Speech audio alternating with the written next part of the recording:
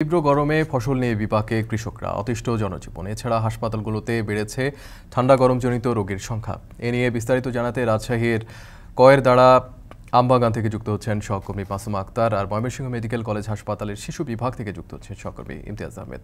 প্রথমে যেতে চাই মাসুমার কাছে। মাসুমা, জানাবেন যে রাজশাহীতে আজকে তাপমাত্রা কেমন, ফসলের ক্ষতি নিয়ে কৃষকরা কি বলছেন?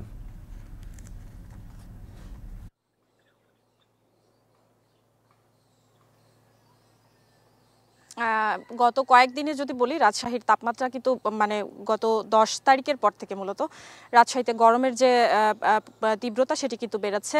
রোদের যে পরিমাণ সেটি কিন্তু খানিকটা কম আগেকার যে সময়টি ছিল সে তুলনায়, তবে তীব্র গরম সেটি কিন্তু অনুভূত হচ্ছে অনেক বেশি।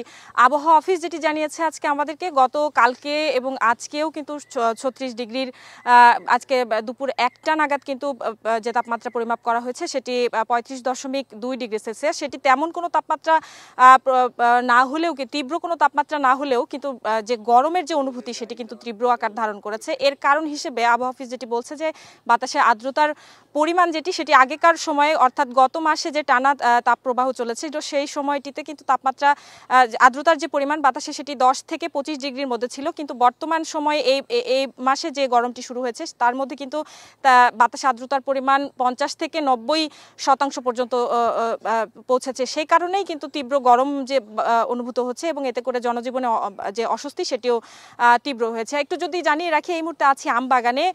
ফসলের ক্ষয়ক্ষতি বলতে যে কাঁচা শাকসবজির যে উৎপাদন হচ্ছে, যে চাষাবাদ যেগুলো করছেন কৃষকরা, সেখানে কিন্তু বেশ খানিকটা ক্ষতির সম্মুখীন হচ্ছেন তারা। কারণ তীব্র গরম বা রোদের কারণে কিন্তু ফসল উৎপাদনে তাদের খরচ সেটিও যেমন বাড়ছে, উৎপাদন ব্যয় বাড়ছে, পাশাপাশি কিন্তু তাদের বিভিন্ন ধরনের যে রোগবালাই বা আসলে রোদে বা গরমে যে ফসল ঝরে যাওয়ার যে বিষয়টি সেটি টিকিয়ে রাখতেও কিন্তু তাদের বেশ বেগ পেতে হচ্ছে। পাশাপাশি একই সাথে কিন্তু গ্রীষ্মকালীন যে সবজি যে ফলগুলো রয়েছে, রাজশাহীর যে ঐতিহ্যবাহী আম রয়েছে সেটি কিন্তু পাকতে শুরু করেছে। এর মধ্যে বাগানগুলোতে আমগুলো পরিপক্ক হতে শুরু করেছে। প্রশাসনিক নিয়ম বেঁধে দেওয়ায় কিন্তু গত 15 তারিখ থেকে গুটি জাতের আমগুলো নামানো এর মধ্যে শুরু হয়েছে। পাশাপাশি আগামী 25শে মে থেকে শুরু হবে বিভিন্ন উন্নত জাতের আম, অর্থাৎ খেরসাপাত বা রানী পছন্দের মতো আমগুলো বাজারে গাছ থেকে নামার পরে বাজারে আসতে শুরু করবে। এই ছিল এখনকার মতো আমার কাছে রাজশাহীর আমবাগান থেকে সর্বশেষ। এবার আমরা ইমতিয়াজের কাছে যাব। ময়মনসিংহ, ইমতিয়াজ, জানাবেন যে শিশু বিভাগে চাপ কেমন দেখছেন, পাশাপাশি চিকিৎসা নিতে কোনো ভোগান্তির চিত্র আপনার চোখে পড়ছে কিনা?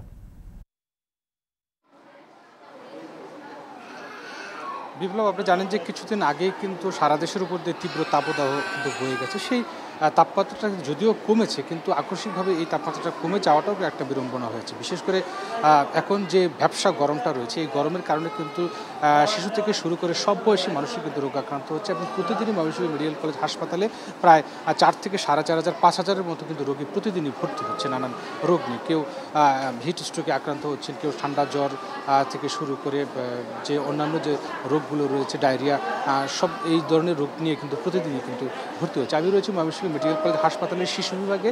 এখানকার যিনি বিভাগীয় প্রধান রয়েছেন ডাক্তার জমশেদ আলী, তিনি আমাকে যে বিষয়টি জানিয়েছেন যে এই বিভাগের শয্যা রয়েছে 70টি, কিন্তু সেখানে তার বিপরীতে কিন্তু প্রত্যেক দিন 350 থেকে 400 রোগী কিন্তু প্রত্যেক দিন ভর্তি থাকে এবং বেশিরভাগ সময় যেহেতু যখন তীব্র গরম ছিল তখন বিশেষ করে নিউমোনিয়া এবং ডায়রিয়া রোগীটা বেশি ছিল। এখন নিউমোনিয়া রোগীটি একটু কম থাকলেও ডায়রিয়া, ঠান্ডা জ্বর থেকে শুরু করে চর্মরোগীর সংখ্যাটা কিন্তু বাচ্চাদের ক্ষেত্রে বেশ বাড়ছে এবং সেই সাথে আরেকটা সমস্যা বাড়ছে, সেটা হলো খিঁচুনি।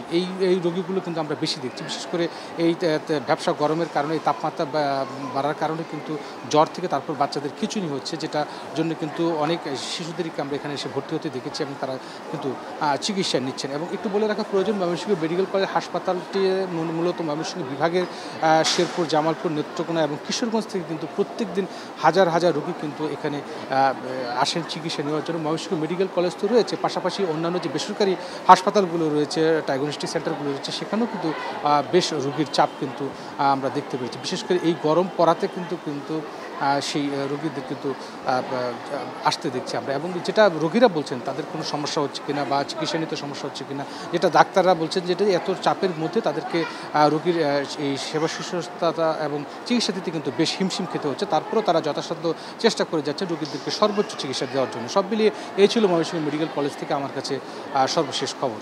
বিপ্লব। তীব্র গরমে অতিষ্ঠ জনজীবন, বাড়ছে গরমের নানা রোগবালাই। বিস্তারিত জানছিলাম ইমতিয়াজ আমাদের সঙ্গে যুক্ত।